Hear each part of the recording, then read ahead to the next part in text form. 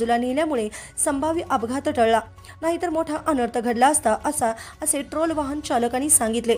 समोर वाहनांची रांग असल्याने स्वतःचे अवजड वाहन हे रस्त्याच्या कडेला नेल्यामुळे ट्रॉलाचे केबिन झाडावर आदळल्याने ट्रॉलाचे मोठे नुकसान झाले आहे। तसेच ट्रॉलामध्ये असलेले लोखंडी अँगल ही रस्त्यावर पडले।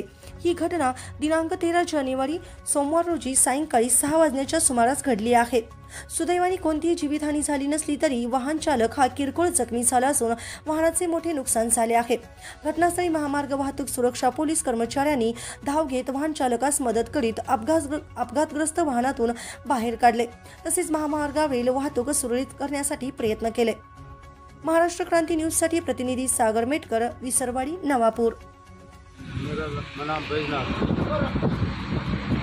कैसा हुआ था ये गाड़ी और आ रही थी तो सामने से वो अपनी साइड से चल रहा था और लेफ्ट साइड से 4 व्हीलर वाला राइट से आया, आगे कट के यहाँ पे मार के मेरे को रुक गया।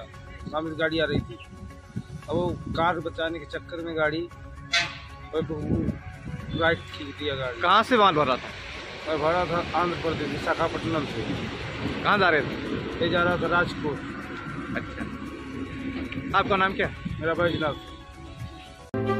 अशाच नवनवीन बातम्या पाहण्यासाठी आमच्या महाराष्ट्र क्रांती न्यूज या यूट्यूब चॅनलला लाईक करा, सबस्क्राईब करा आणि बेल आयकॉनला प्रेस करा।